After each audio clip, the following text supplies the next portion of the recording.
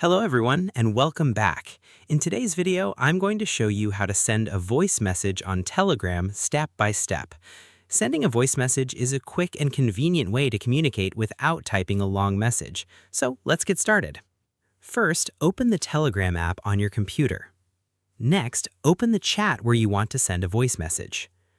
Once the chat is open, look at the bottom right corner of the message box. You will see a microphone icon. To record a voice message, click and hold the microphone icon. While holding the button, speak your message. When you finish speaking, release the microphone button to send the voice message.